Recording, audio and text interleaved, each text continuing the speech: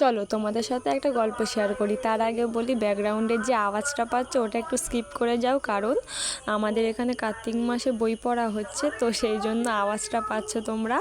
তো এখানে আজকের ছিল মানে একাদশী, তো আমার শাশুড়ি মা একাদশী করে, আর আমি, আমার শ্বশুর আর আমার খুড়শ্বশুর নিরামিষ খাই ওই দিন, মানে ভাত খাই কিন্তু নিরামিষ খাই। তো নিরামিষ বলতে আজকের একটু ডাল করেছিলাম আর একটা সবজি করেছিলাম। তো ডাল আমি খাই না, ওই জন্য ভাতের ভেতরে মানে ডালের কোটোতে করে ডাল সেদ্ধ বসিয়ে দিয়েছিলাম দুজনের মতো অল্প করে, আর আমি সবজি দিয়ে শুধু ভাত খেয়ে নিয়েছিলাম। তো ভাতটা খুলে দেখি না যে ডালের ঢাকনাটা পুরো খুলে গিয়েছে, খুলে গিয়ে পুরো ভাত ডাল একাকার হয়ে গিয়েছে। তো এমন হয়েছিল যে খাওয়া যাবে না এই রকম কোনো ব্যাপার নয়, খাওয়া যাবে। তো ফ্যান গড়িয়ে আমরা ভাতটা খেয়েছিলাম, মানে ভাতের মতো ভাত হয়েছিল।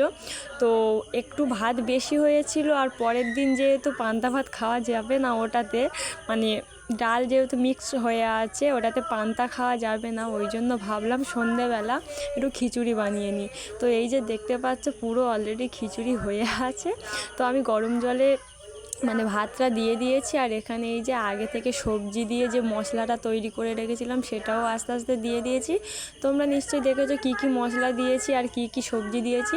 তো খিচুড়িটা হয়ে যেতে এই যে এখানে মিট মশলা হালকা করে দিয়ে দিচ্ছি, আর এখানে ঘি দিয়ে দিচ্ছি। তো আমি কিন্তু ঘি দিয়ে খিচুড়ি খেতে প্রচুর ভালোবাসি, তো অল্প করে ঘি দিয়েছিলাম, আর দুজনের মতো খিচুড়িটা হয়েছিল। আমি আর আমার ননদ, এই যে মোচার তরকারি ছিল, দুজন খেতে বসে পড়েছি। টাটা।